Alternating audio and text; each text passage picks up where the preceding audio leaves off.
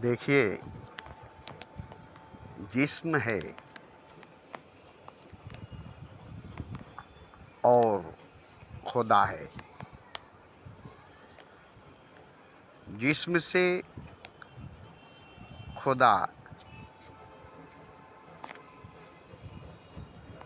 जुदा नहीं है, सहरग के करीब है, रगे जां के करीब है। मगर जिस्म को खुदा का पता नहीं, शरीर को परमात्मा का पता नहीं।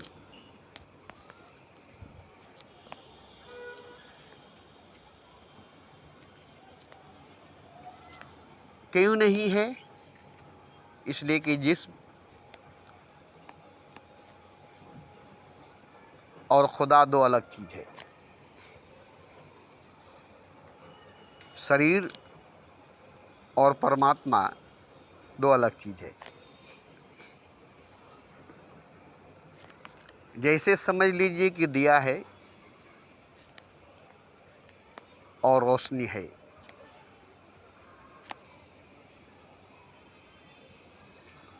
तो मिट्टी का दिया है,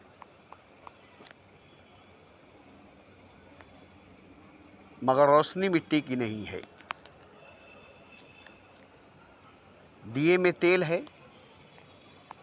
तेल में बाती है और बाती में आग है। मिट्टी का दिया है और सरसों का तेल या नारियल का तेल या घी है, जो मिट्टी नहीं है। और उसमें एक पलीता है रुई का, बाती है रुई का या कपड़े का। तो ये रुई का, कपड़े का जो बाती है और मिट्टी का जो दिया है, इन दोनों में कोई रोशनी नहीं है। तेल है, घी है, इसी के अंदर रोशनी है। तेल ही में, घी में ही प्रकाश है, ज्योति है, रोशनी है।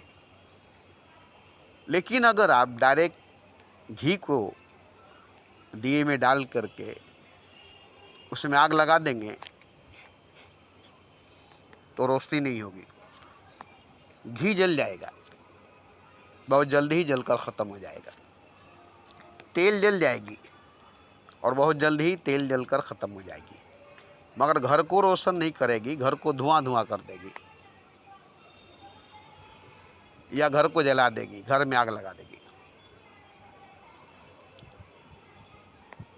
क्योंकि तेल में डायरेक्ट आग लगी है, घी में डायरेक्ट आग लगा है।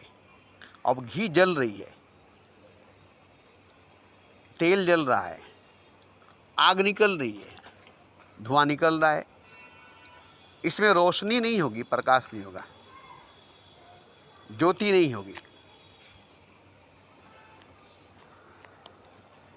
तब यहाँ एक चीज़ की ज़रूरत पड़ गई, पलीते की, चाहे कपड़े की हो चाहे रुई की हो। एक पतला पलीता अगर बना लेते हैं, बाती बना देते हैं, अब उसमें आग लगाते हैं माचिस की तीली से या गैस लाइटर से। आप बाती को जलाएंगे तो तेल से बाती अलग नहीं है, तेल से डूबी हुई है, तेल से भिगी हुई है। अब उसमें जो आग लगाई गई वो धीमी धीमी जलेगी, थोड़ी थोड़ी जलेगी, तेल और बाती मिलकर। मगर तेल ही ज़्यादा जलेगी, बाती रहेगी, तेल ही ज़्यादा जलेगी। अब तेल धीमी गति से जल रही है तो प्रकाश, रोशनी, ज्योति। और वही तेल अगर पूरी जोर से जलने लगे तो आग होगी, धुआं होगी, अंधकार होगा और रोशनी नहीं होगी। तो ठीक इसी तरह से है कि दिया में तेल है और तेल में बाती है। अब बाती में आग है, अब जलेगी तो प्रकाश होगा, ज्योति होगी, मगर दिया से कोई मतलब नहीं है प्रकाश का। दिए से कोई प्रकाश का, ज्योति का मतलब नहीं है, संबंध नहीं है। दिया बस एक साधन बनी है तेल को रोकने के लिए, घी को रोकने के लिए, ताकि तेल उसमें रुकी रहे, घी उसमें रुकी रहे, ठहरी रहे। बस इसीलिए मिट्टी के दिए की जरूरत पड़ती है या तांबे पीतल की दिए की जरूरत पड़ती है, मगर दिया से कोई मतलब नहीं है, दिए से कोई मतलब नहीं है। असल चीज है तेल और आग। हालांकि तेल में आग है,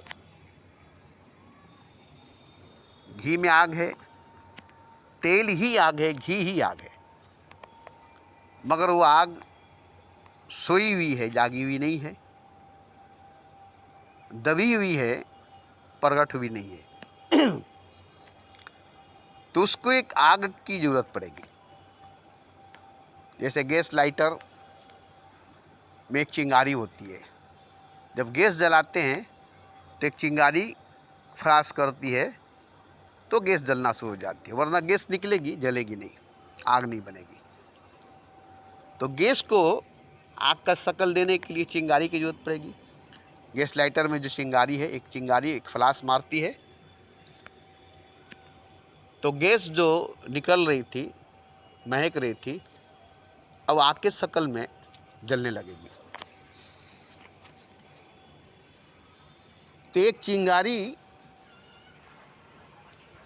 गैस को उसके असली शक्ल में लाकर खड़ा कर दी, जाहिर कर दी। तो गैस के अंदर आग है मगर दिखाई नहीं दिया जब तक चिंगारी नहीं लगी। तेल के अंदर आग है मगर दिखाई नहीं दिया जब तक उसमें आग नहीं लगाई गई। तो इसी तरह से जिस्म एक दिए की भांति है, शरीर एक दिए की भांति है। अब इसके अंदर जो रक्त है, खून है, वही समझ लीजिए कि तेल है या घी है। अब इसमें बाती की जरूरत, पलीते की जरूरत पड़ जाती है। तो बाती बनेगी मन और पलीता बनेगा मन और आग बनेगी बुद्धि। बुद्धि को जलाना पड़ेगा, बुद्धि में आग लगानी पड़ेगी, तब प्रकाश जो होगा, ज्योति जो होगी, वो परमात्मा होगा, जो भीतर ही है, अंदर ही है, तेल के अंदर, घी के अंदर है। मगर उसको जब तक एक पलीता नहीं लगाएंगे, एक बाती नहीं लगाएंगे और उसमें आग नहीं लगाएंगे, तब तक घी में से, तेल में से रोशनी नहीं निकलेगी, प्रकाश नहीं निकलेगा, ज्योति नहीं निकलेगी। तो ठीक इसी तरह से शरीर के अंदर जो रक्त है, खून है, वही प्रकाश है, ज्योति है। अब इसको आप रोशन करना, प्रकाशित करना, ज्योतिर्मय करना चाहते हैं अगर, तो मन को जोड़ना पड़ेगा शरीर से और बुद्धि को जोड़ना पड़ेगा मन से। और बुद्धि में, सास चक्र में, क्राउन चक्र में आग लगानी पड़ेगी। तो वहाँ जब जलेगा तो जो प्रकाश होगी, जो ज्योति होगा, वही परमात्मा है, वही ईश्वर है, जो आपके भीतर दबी हुई है, तेल के अंदर, घी के अंदर छुपी हुई है। उसे प्रकट करने के लिए, जाहिर करने के लिए मन को, बुद्धि को जलना पड़ेगा, मन बुद्धि को जलाना पड़ेगा। तो कौन सी आग? ध्यान की आग लगानी पड़ेगी, ध्यान करनी पड़ेगी, या प्रेम की आग लगानी पड़ेगी, प्रेम करनी पड़ेगी। तो जब तक प्रेम बुद्धि पर सवार नहीं होगी, मस्तिष्क पर सवार नहीं होगी, या ध्यान सर पर सवार नहीं होगी, तब तक सर में आग नहीं लगेगी, बुद्धि में आग नहीं लगेगी, क्राउन चक्र, सांस चक्र एक्टिव नहीं होगी, और तब तक परमात्मा प्रकाशित नहीं होगा, खुदा जाहिर नहीं होगा। तो इसको करने के लिए अपने ही भीतर, नाभि के अंदर, शरीर के अंदर परमात्मा है, मगर शरीर को बात पता नहीं है, क्योंकि बीज रूप में है। बीज में वृक्ष है, जंगल है, बीज को पता नहीं। बीज ही के अंदर वृक्ष भी है, वृक्ष के अंदर जंगल भी है। तो बीज को पता नहीं कि बीज के अंदर जंगल है, जर्रे के अंदर कायनात है, कतरे के अंदर समुंदर है, बूंद के अंदर सागर है। ऐसे ही शरीर के अंदर परमात्मा है, नाभि के अंदर परमात्मा है, और ये नाभि को भी पता नहीं, गांठ बंधी हुई है। उसी गांठ में, जो गांठ बन जाती है पैदा होने के बाद, नार काटी जाती है और गांठ बांधी जाती है, उसी गांठ जो बंधी हुई है उसी में वो बन गया है। जैसे किसी आंचल में पैसा बांध लेती है माँ, गांठ बांध लेती है, तो बंधा है ना। तो उस गांठ को खोलना पड़ेगा। मतलब नाभि जो है उसके अंदर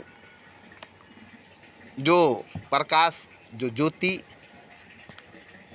जो नूर है, जो गांठ बंधी हुई है, उस गांठ को खोलना पड़ेगा।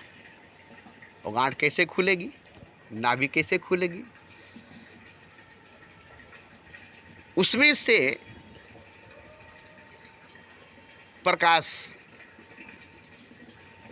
निकलेगी, ज्योति निकलेगी, जो आपको खुद दिखाई देगी नाभि के अंदर। और नाभि शरीर के अंदर है, नाभि शरीर के अंदर है, और पूरा शरीर मर जाती है मगर नाभि नहीं मरती है। क्यों नहीं मरती? उसके अंदर प्रकाश है, आत्मा है, परमात्मा है। हिंदुओं में भी जाइए, चिता जलाते हैं लोग, उसी नाभि को खोजकर और एक छोटे से मिट्टी के गोल आकार होती, उसमें डाल करके गंगा में बहा देते हैं। फिर वो जन्म लेता है, फिर से वो जन्म लेता है। तो नाभि बीज है, नाभि बीज है, नाभि से ही पैदा होता है, और नाभि में ही आत्मा होता है, नाभि में ही उरु होती है।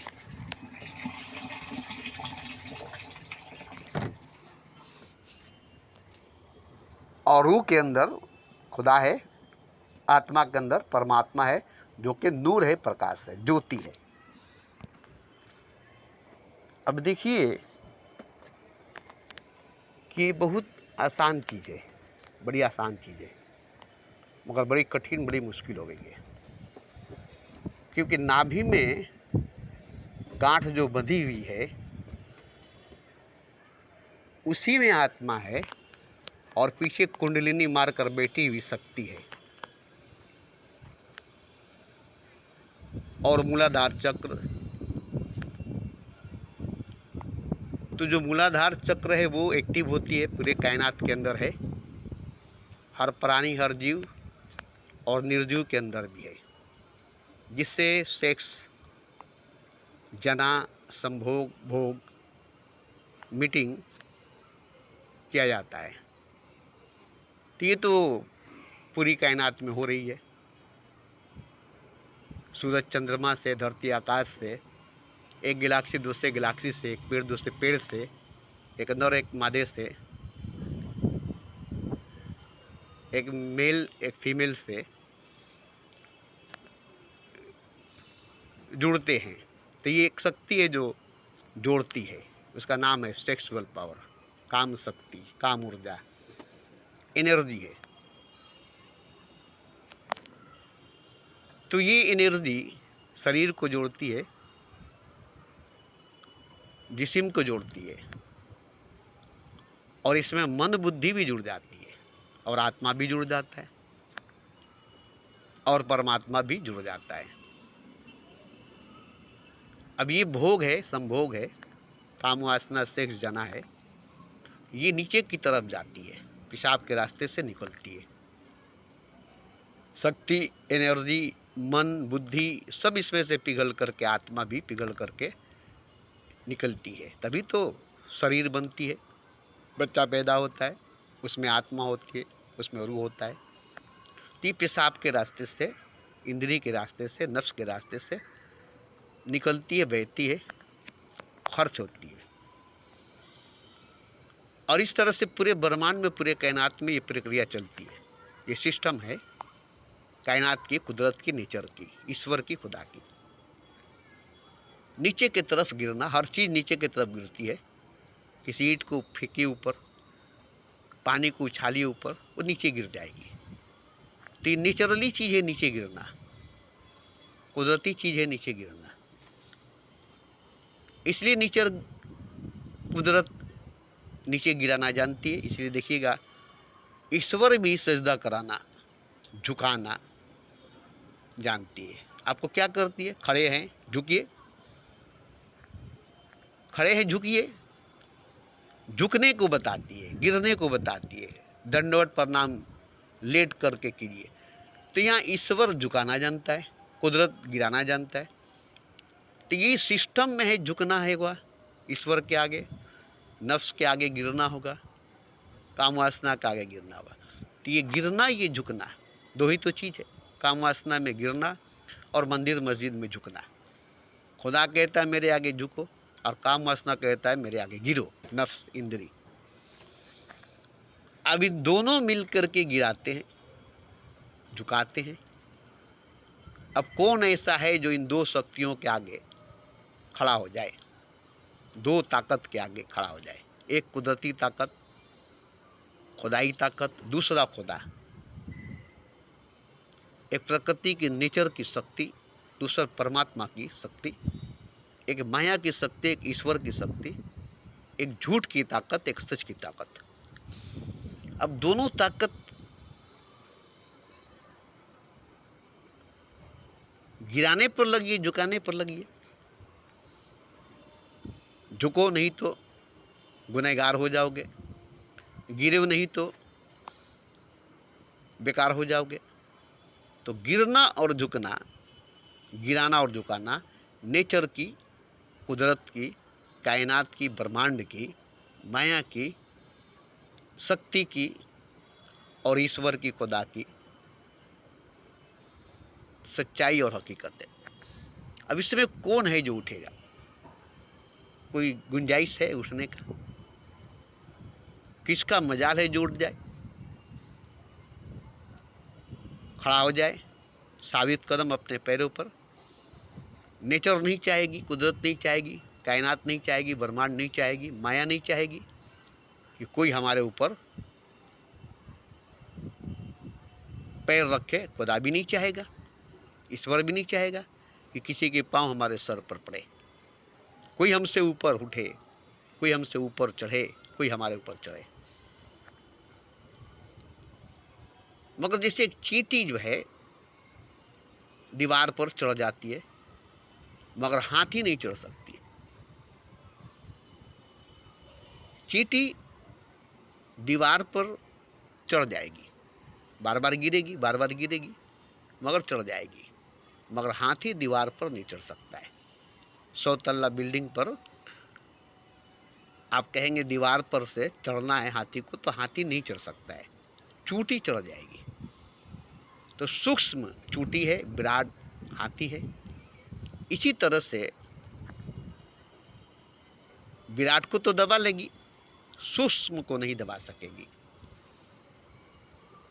तो चींटी को दीवार नहीं रोक सकेगी।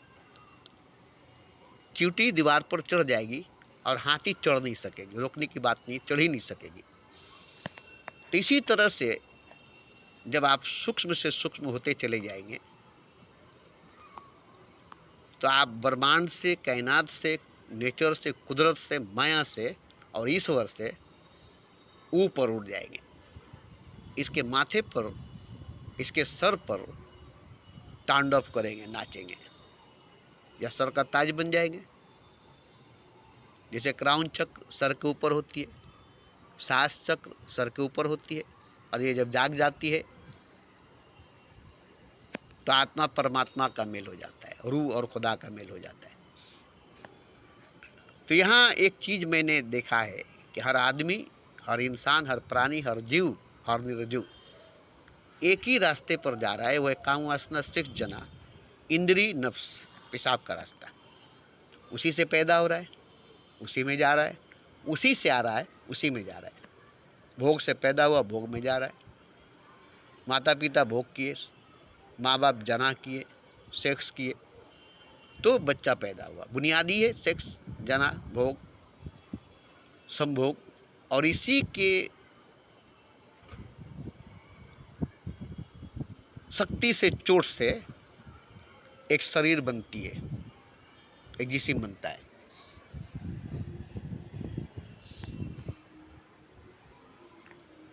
तो ये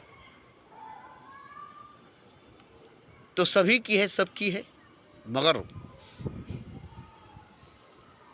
इसमें कोई कोई सुरमा, कोई कोई बिरला सूक्ष्म बन जाता है और ऊपर चढ़ जाता है, सास चक्र, क्राउन चक्र पर।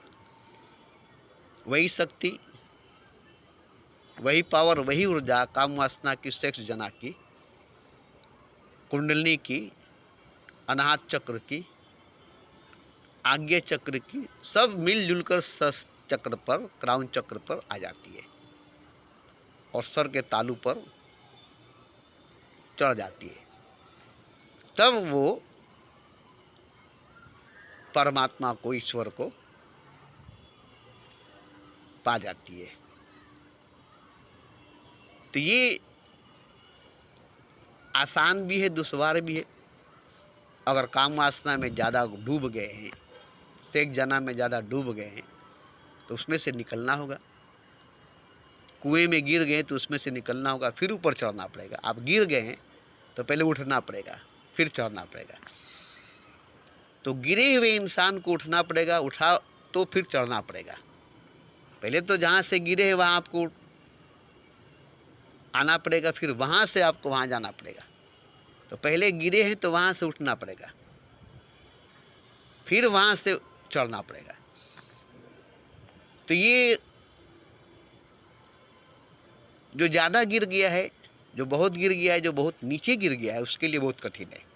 बहुत तपस्या, साधना, ध्यान, प्रेम करना पड़ेगा। जो ज़्यादा नहीं गिरा है, जो ज़्यादा नीचे नहीं गिरा है, उसको थोड़ा समय हो जाएगा। इसीलिए कोई ऐसा है जो थोड़े समय, घर से निकलते ही मिल गई मंजिल उनको, और उम्र भर भटकते रहे और रास्ता भी ना मिला हमको। तो ऐसी भी बात है।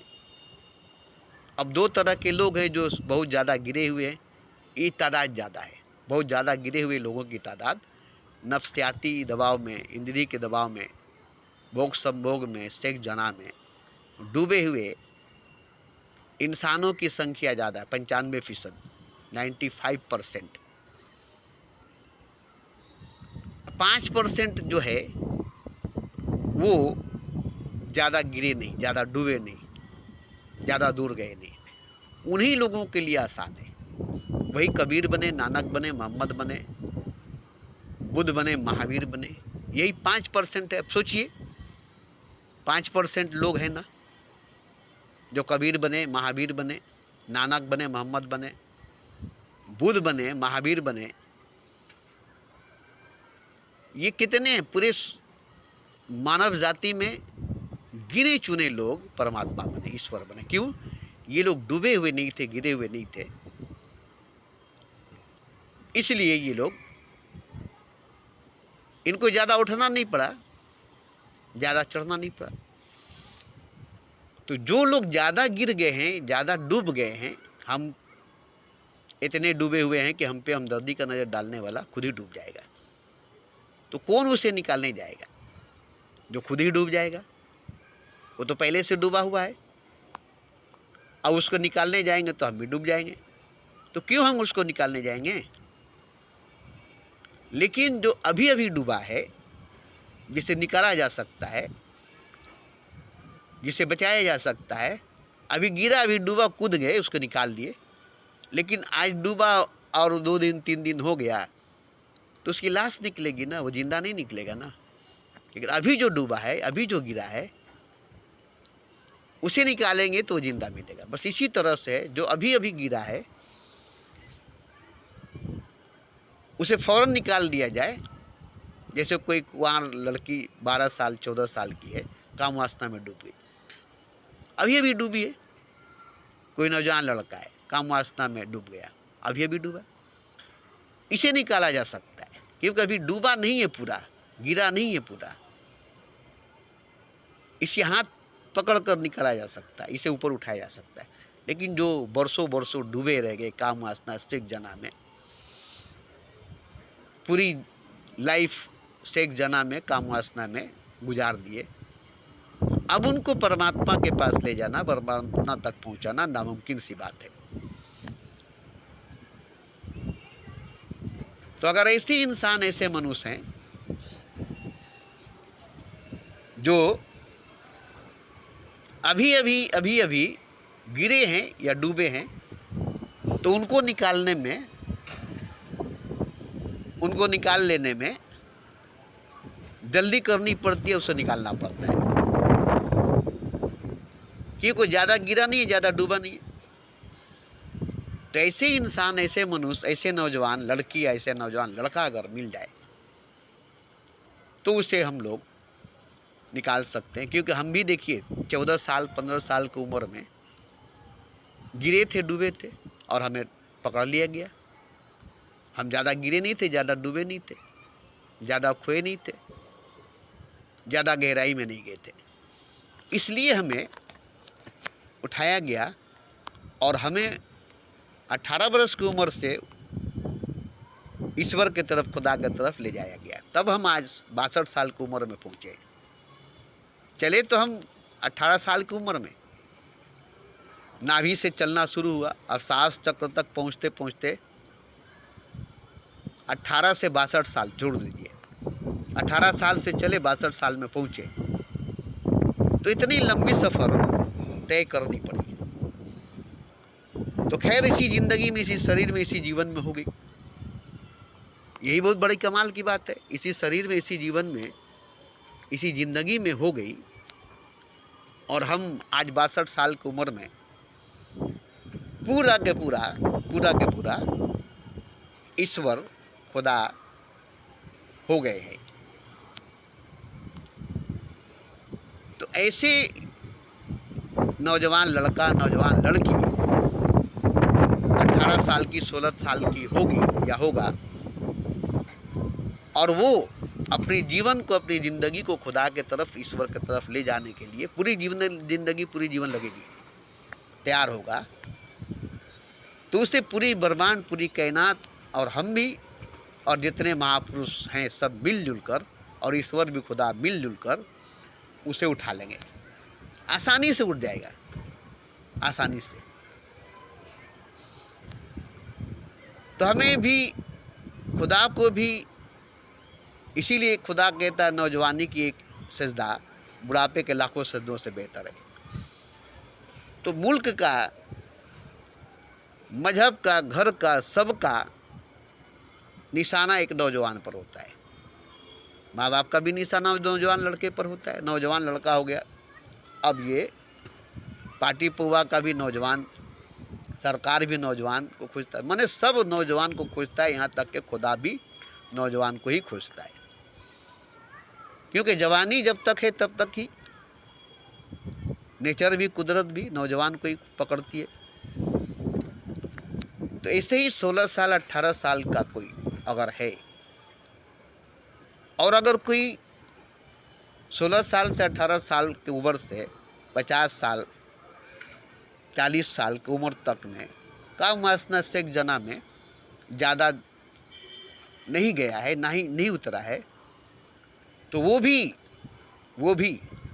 क्योंकि वो ज़्यादा गहराई में ज़्यादा डूबा नहीं है, तो वो भी ईश्वर को तुरंत पालेगा, खुदा को तुरंत पालेगा।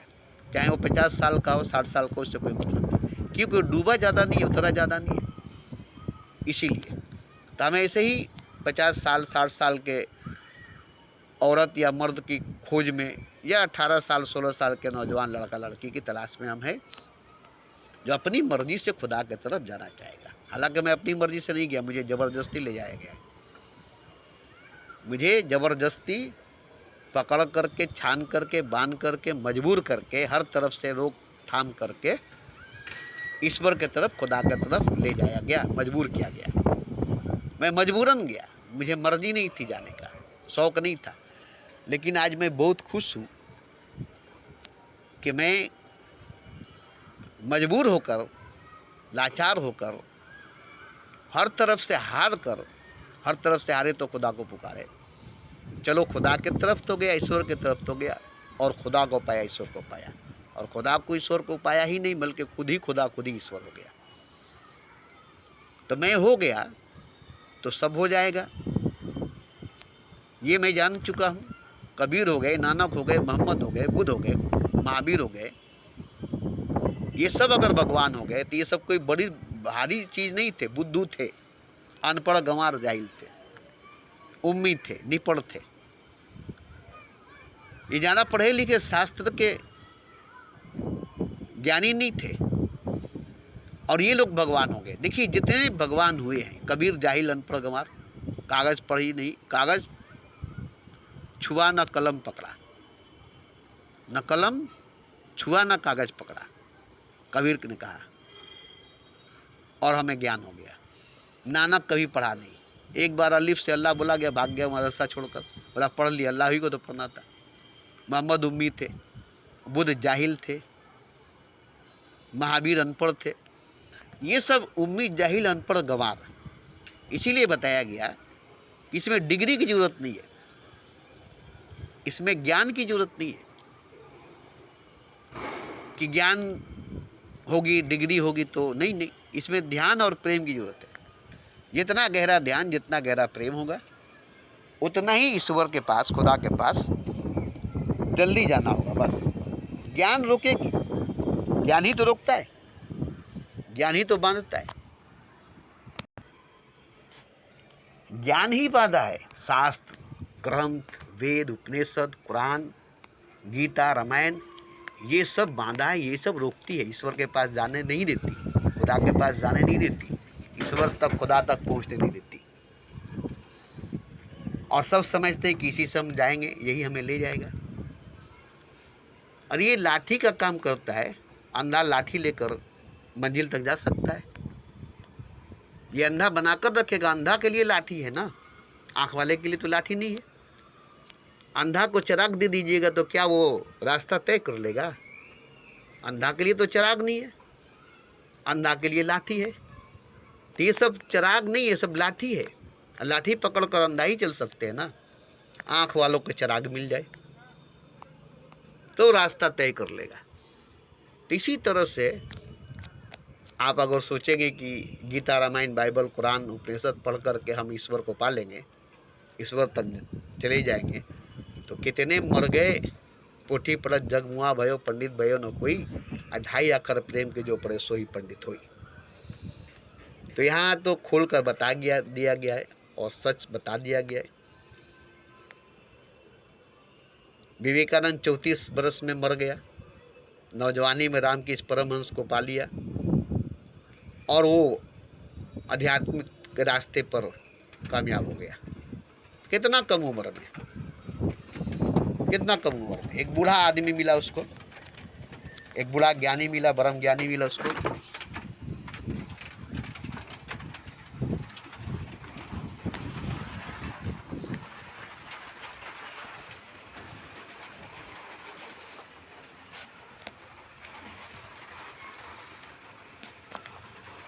ऐसे ही वो बचपन से ही खोज करता था विवेकानंद। बचपन से ही बहुत खोजा, बहुत ढूंढा, बहुत तलाशा, बहुत पुकारा, बहुत आवाज दिया। आखिर में उसे रामकृष्ण परमहंस जैसा सद्गुरु मिल गया और उसको लेकर वो आगे बढ़ गया। तो नौजवान था तभी तो, जवान था तभी तो। रामकृष्ण हंस बचपन से आध्यात्मिक के रास्ते पर थे। जवान हुए, इनका भी गुरु नहीं था। तोतापुरी अंत में गुरु मिले, तोतापुरी जो थोड़ी सी कमी थी उसको पूरा किए। मगर शुरू से ये अपने रास्ते पर चले थे तब ना, विवेकानंद चला था तब ना। आप चलवे नहीं करेंगे, अब गुरु मिल जाएगा तो गुरु मिल जाएगा तो भगवान मिल जाएगा? नहीं, चलना पड़ेगा। हमें भी चलना पड़ा। गुरु मिल गया तो क्या हमें भगवान थोड़ा मिल गया? हाँ, गुरु हमें लेकर चला। तो इसी तरह से है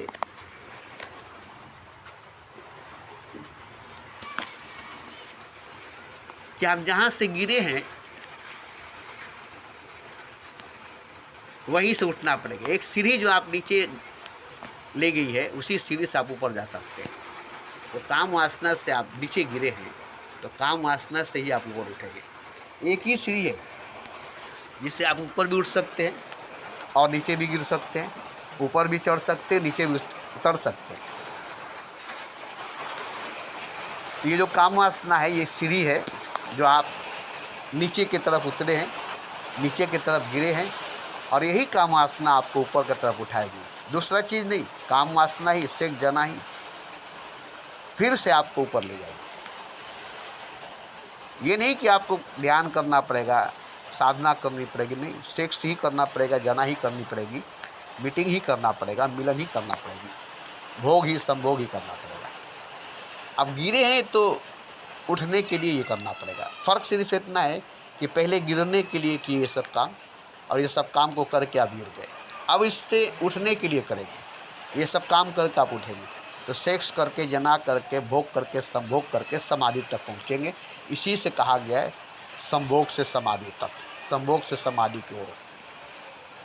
तो जब आप संभोग से समाधि में पहुँचेंगे, सेक्स से गॉड में पहुँचेंगे, तो ऊपर की तरफ जाएंगे। जो आपको नीचे सीढ़ी ले गया, जो रास्ता आपको नीचे ले गया, वही रास्ता ऊपर ले जाएगा। पहाड़ पर से आप नीचे उतरे जिस रास्ते से, फिर उसी रास्ते से लौट कर आप ऊपर पहाड़ पर चढ़ेंगे। जो रास्ता बना है पहाड़ से नीचे उतरने के लिए, वही रास्ता बना है पहाड़ के ऊपर चढ़ने के लिए। अब आप पहाड़ के ऊपर चढ़ने के बजाय पहाड़ के ऊपर से नीचे उतर रहे हैं, पहाड़ के ऊपर चढ़ने के बजाय पहाड़ के नीचे गिर रहे हैं।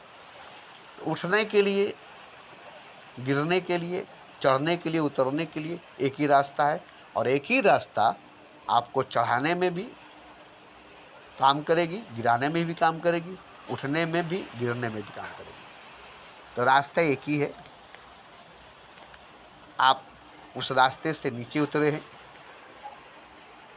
सीढ़ी एक ही है, उस रास्ते से आप नीचे उतरे हैं, उस सीढ़ी से नीचे उतरे, अब उसी से आपको ऊपर उठना पड़ेगा। वही काम वासना से एक जना फिर से आपको ऊपर ले जाएगी। अब ऐसे कोई सदगुरु, सच्चा गुरु मिल जाए जो आपको काम वासना से ही, सेक्स जना से ही, संभोग से ही समाधि में ले जाएगा। जो आप अभी तक संभोग किए और भोग में गए, वही संभोग आपको समाधि में ले जाएगी, वही सेक्स गॉड में ले जाएगी। काम राम बनेगा, सेक्स गॉड बनेगा। वही वही वही जैसे कीचड़ कमल बनता है, कीचड़ ही कमल बनता है। कमल दूसरी चीज़ नहीं है। कोयला हीरा बनता है, कोयला और हीरा दो चीज़ नहीं है। तो कोयले को हीरा बनना है, कीचड़ को कमल बनना है, काम को राम बनना है, सेक्स को गॉड बनना है। यही काम करना है। इसको पहले समझना होगा। इसके लिए अच्छी तरह से समझ लेंगे अगर, तो जैसे बताया गया, कुल्हाड़ी को 4 घंटा पिजाने में लगाओ अगर 1 घंटे में लकड़ी को काटना चाहते हो। 1 घंटा लकड़ी काटने के लिए 4 घंटा कुल्हाड़ी पिजाना पड़ेगा। जैसे एग्ज़ाम में एक सब्जेक्ट को एग्ज़ाम देना है तो उसके लिए कितना पढ़ना पड़ता है, साल भर एक सब्जेक्ट को पढ़ते हैं, एक बार एग्ज़ाम में बैठते हैं। अब सोचिए तो साल भर पढ़े और उसका एग्ज़ाम दिए, एक दिन उसका एग्ज़ाम होगा जिसका साल भर पढ़ाई की।